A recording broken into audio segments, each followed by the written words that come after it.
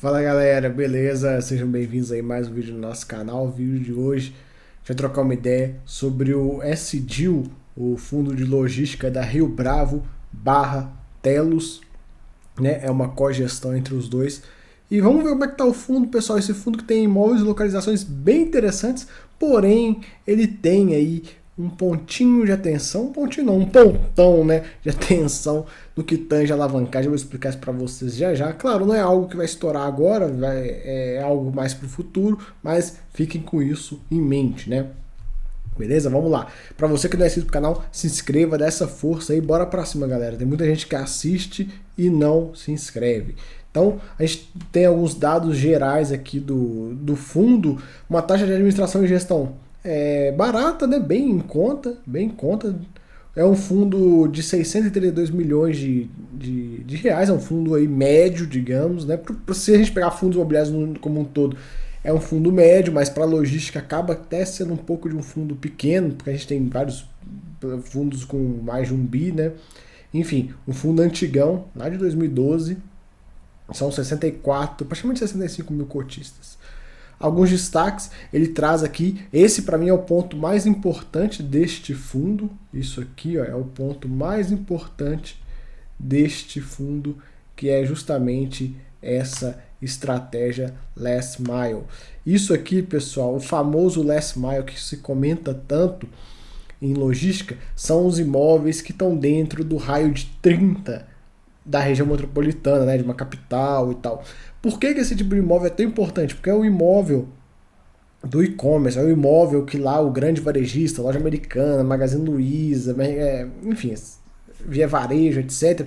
É o imóvel que essas empresas querem a qualquer custo. Por quê? Porque quando você vai numa loja dessa, né, não sei como é que tá no Brasil todo, eu sei que aqui em BH e São Paulo, onde eu tenho um maior contato, dependendo do que você comprar, chega no mesmo dia, né? BH depende muito da hora. Se você comprar de manhã, chega de tarde. Se você comprar de tarde, chega no outro dia de manhã. São Paulo, pelo que eu já ouvi dizer, horário, qualquer horário do dia que você comprar, praticamente chega no mesmo dia. Claro, se você comprar meia-noite, não vai chegar, né? Mas enfim, vai chegar no outro dia de manhã. Mas esse é o pulo do gato. Esse tipo de imóvel que está sendo bem cobiçado hoje em dia por esse tipo de empresa varejista, por conta da a competição entre elas, né? Então a gente tem inúmeras empresas competindo entre si e acaba que, galera, se você olhar, pegar, abrir iPhone 11, jogar no Buscapé e for pegar os preços, é tudo mais ou menos a mesma coisa, não tem muita diferença.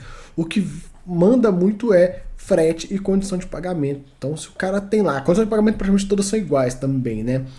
E aí a empresa consegue virar para você e colocar, se você comprar esse iPhone eu te entrego de graça e chega no mesmo dia, chega daqui a 2 horas. Cara, isso assim, isso ganha a venda. Então, por isso que esse tal do imóvel do last mile é extremamente importante pro mercado de varejo, né? Enfim, qual que é o no frigir dos ovos? Isso tudo que eu falei, o que você consegue entender do imóvel last mile? É o imóvel que não fica vago. Sai um inquilino, entra outro rapidamente. Last mile, você pode botar e pode mudar isso aqui para sem vacância. Beleza? São 5 ativos aí. Como a gente consegue ver a vacância do fundo, 1,9% é praticamente zero. O fundo negociado a R$ 98 por cota. Distribuiu 79 centavinhos, que dá um yield de 9,7%. É um yield bem legal, né? Tá acima da média dos fundos logísticos. Liquidez diária de 800 mil, tá ok. São 13 inquilinos. É uma BL de 320 mil metros quadrados, praticamente dá 30% de um HGLG. Você sabe que aqui no canal eu faço a medição de fundos de logística utilizando a unidade do HGLG, que é o maior fundo, então a gente pega e utiliza para vocês terem uma ideia de tamanho. Porque se eu virar para você e falar, 319 mil metros quadrados, e aí, é muito, é pouco? E aí a gente usa em relação ao maior fundo, você já consegue ter uma ideia. Anos de VALT, o que é o VALT? É o prazo médio dos contratos ponderado pelo valor dos aluguéis, enfim, prazo médio dos contratos de forma bem simplista, 7,92 anos. Aqui a gente tem algum bate-papo a respeito do desempenho no mês. O fundo teve um aumento na distribuição e ele traz aqui que se deu principalmente pela redução de custos operacionais do empreendimento One Park, lá em Ribeirão Pires. Com isso, foi possível elevar o rendimento do fundo em 3 centavinhos. Legal, né? Sempre bom um aumento de rendimentos. Uma distribuição de praticamente 10% no ano anualizada aí. E ele coloca um ponto legal. A expectativa até o final do ano é de elevação do resultado do fundo, tendo em vista que o reajuste do contrato do Centro Logístico Contagem e o término de período de carência do contrato para a futura aquisição no Centro de Distribuição de Guarulhos. Então, bem provável é que até o final do ano, tudo indica que a gente vai ver um patamar de distribuição nesse fundo acima de 80 centavos. Olha só, hein? Né? Aqui ele comenta sobre a questão do Futura Teams, que está fazendo obra, já comentamos disso em outros meses. Contrato de 20 anos, uma carênciazinha de 2 meses, tipo, é relevante dentro do prazo do contrato. E as obras estão indo bem. Aqui tem umas fotos sobre as obras, a gente consegue ver lá, tá indo legal.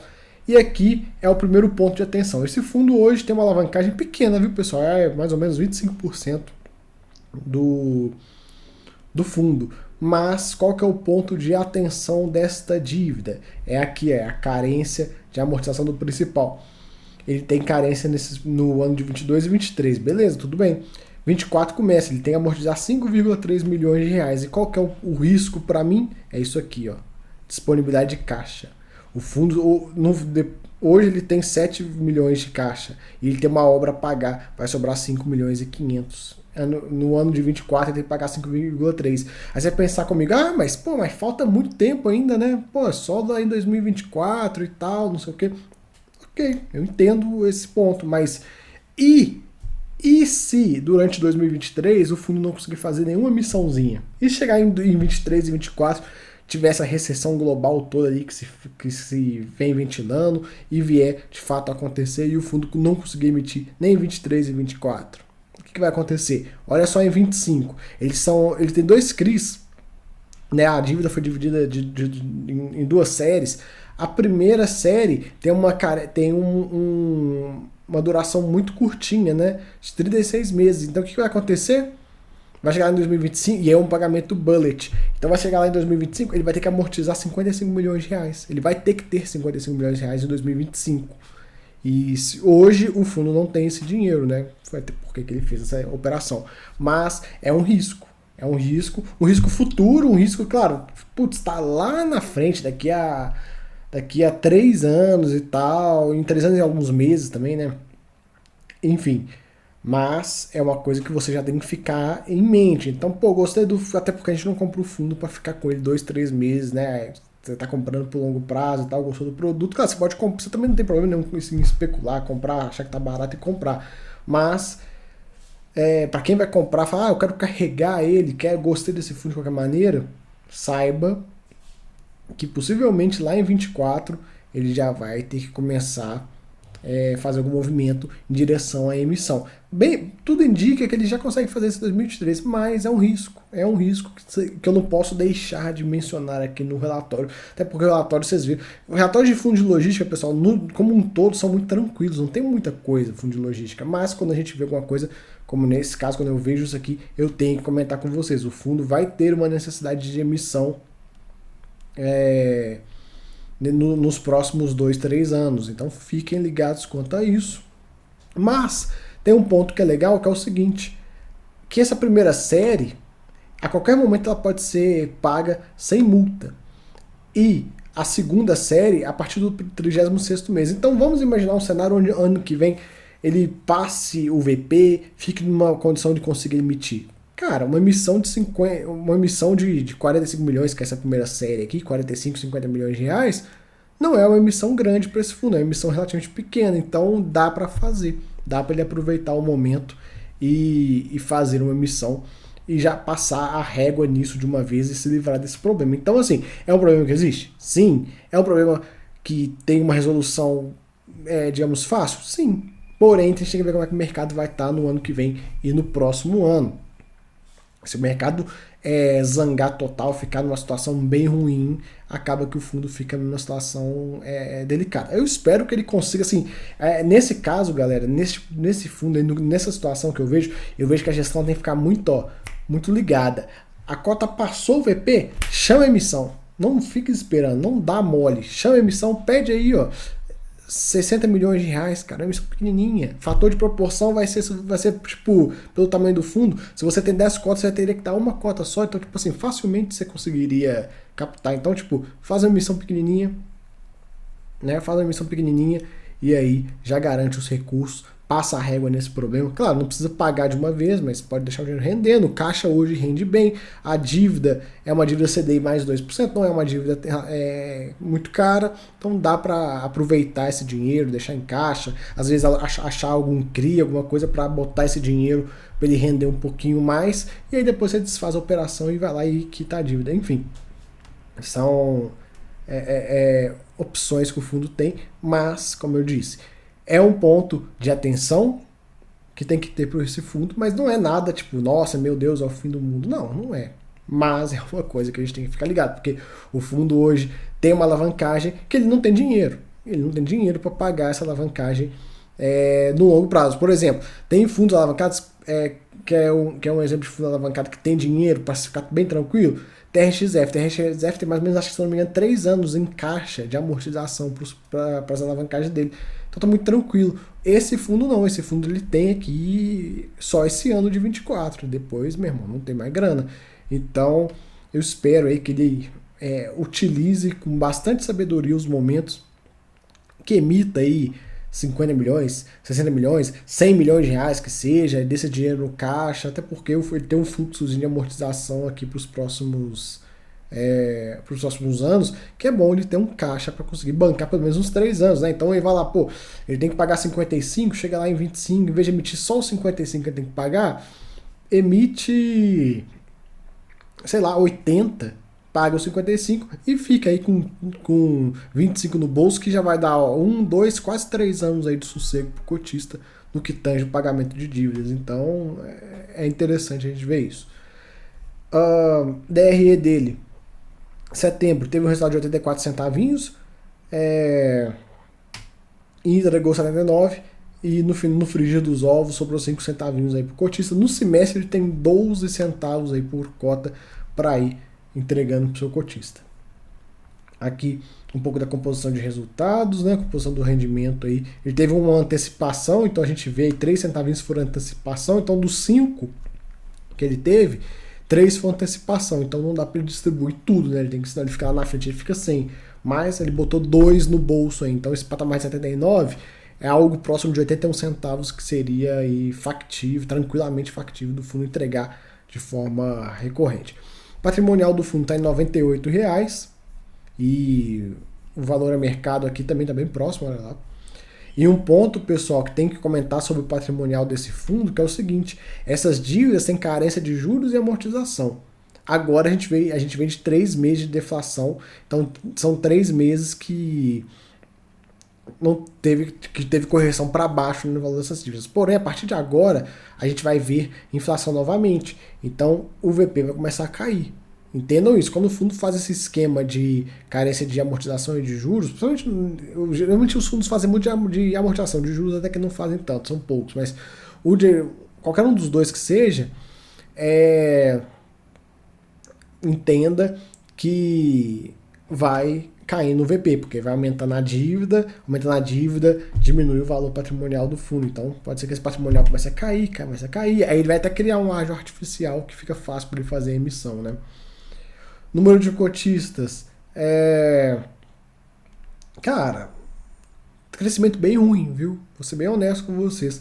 Tinha 51 mil há um ano atrás, hoje tem 64, cresceu aí 13 mil, cara, cresceu tipo bem pouquinho, né? Bem pouquinho. Tem fundo, por exemplo, o que eu vejo dos fundos mais populares que estão crescendo bem, era para estar aí hoje com 75, 80 mil cotistas se tivesse seguido esse mesmo crescimento de outros fundos mais populares. Aqui um pouco do histórico de rendimento, a gente consegue ver o histórico desde 2020, né? Olha só. Olha, se você vamos pegar aqui setembro e comparar os últimos 3 anos, ó, 7,9, 7,2, 55. Olha só como é que melhorou com o tempo, hein? Melhorou bem o rendimento do fundo. Aqui uma composição do patrimônio líquido do fundo. Então a gente tem imóveis, renda fixa, aluguéis a receber, outros que são imóveis também, é uma estrutura que eles fizeram, no balanço entrou como outros, mas é um imóvel isso aqui. Ativo total, aquisições e CRI a pagar e outros. Então a gente vê aqui passivo total de lá 25% do valor do ativo e do fundo. É uma alavancagem baixa assim, né, na média aí de fundos imobiliários no geral, mas para logística é alto, viu, pessoal? Logístico, os grandes players, HGLG, XPLG, BTLG, Bresco, Vilg não, mas enfim, os grandes players têm alavancagem abaixo de 10%. Então a gente vê fundos de logística como um todo, os grandes, os famosos, trabalhando com um patamar de alavancagem bem abaixo de 10%. E esse cara está com um patamar acima. Então, para fundo imobiliário, é um patamar alto? Não. É um patamar ok. Ok, não é baixo, mas também não é alto, não é algo que, tipo assim, que tem que preocupar. Mas, se tratando do universo que ele está inserido, que são fundos de logística, é alto. Para logística é alto. Deve ser um dos mais alavancados em logística. A gente tem aí o BLMG, que é o top, top, com 70% de alavancagem. Já deu merda lá, né? Eu já comentei com vocês em vídeo. Logo depois tem o GALG. E acredito que esse fundo vem depois. Depois eu vou fazer um ranking de fundos logísticos alavancados pra gente. Aqui um pouco do desempenho da cota e liquidez e tal. Aqui um gráficozinho de rentabilidade do fundo versus o IFIX. O fundo copia bem o IFIX, né? Aqui um gráfico de rentabilidade sobre gestão do Rio Bravo barra Telos, né, desde dezembro também, olha só, no histórico total é melhor, né? Enfim, é uma coisa que eu já comentei, né? A Telos devia pegar esse fundo das mãos da Rio Bravo, sacar esse fundo deles, tira a Rio Bravo, porque a Rio Bravo é uma gestora que caiu no descrédito total. Então, pô, deixa só a Telos lá tocar e tal. Tenho certeza que esse crescimento de números cotistas meio tímido, se fosse só Telos, estaria no crescimento normal. Né? Como é Rio Bravo, todo mundo já torce o nariz. Né? Rio Bravo está muito queimada no mercado. Tem umas gestoras, pessoal, que estão bem queimadas aí, viu? Não é por nada, não. Aqui um pouco do patrimônio do fundo alocação dos imóveis. São 2 em São Paulo, 2 no Rio e 1 em Minas Gerais. Bem dividido na ABL por estado, só, praticamente 1/3 em cada estado. Aqui a gente tem cada um dos ativos dele. Eu acho assim, o mais top olhando, me parece ser o centro logístico lá de Contagem. Parece ser o melhor. Esse Unipark também parece ser bem interessante. Tem que ver as características depois de piso, pé direito, se tem cross-dock, se não tem, enfim, essas informações não estão aqui. Mas a gente consegue ver aí. E o centro logístico Contagem tem 40% da receita controlada do fundo. O inquilino, né, é os Correios. É os Correios. Ficar ligado nisso aqui, né, pessoal? Com essa mudança de governo, o histórico desse governo no que tange a estatais não é muito bom. Então, é outro risco do fundo aí. Por mais que é um contrato atípico, né? Mas vai fazer um contrato atípico com uma empresa estatal. A gente sabe como é que é, né? Então, ficar ligado nisso aqui é outro risco do fundo. Não é um risco muito grande, mas assim, né, dado o histórico. Aqui um pouco do tipo de contrato dividido entre típico e atípico, bem divididinho. Diversificação geográfica, como eu comentei, né? A gente tem praticamente Contagem, isso aqui falando da receita, né? Então a gente vê que praticamente 40% de Contagem, Duque de Caxias, região do ABCD e Guarulhos, os locatários e o setor de atuação, né? Vencimentos dos contratos para ano que vem, outro ponto de atenção. Vocês estão vendo, tem alguns pontos de atenção que a gente vai falando aqui. 22% dos contratos vencendo no ano que vem, porém, por serem imóveis de uma localização muito boa, se sair alguém, é coisa de 1, 2, 3 meses, aí já entrou os inquilinos, então fica um pouco mais tranquilo. A vacância do fundo, que é essa linha, esse verde mais clarinho aqui, historicamente em patamares ok. Teve aqui esse salto aqui em 2020, mas no geral sempre abaixo de 10%, né? Bem sossegado.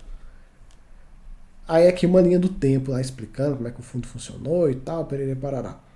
Galera, é isso que a gente tem para comentar sobre o SDIL. Esse fundo que estava sumido aqui do canal, né? Tinha tempo que eu não falava dele, mas ele está sempre no radar. Eu não comentei muito sobre ele nos últimos meses, porque não estava acontecendo muita coisa, mas agora nesse mês é bom a gente dar um update, beleza? Então fica aí o vídeo, espero que tenham gostado. Até a próxima. Fui!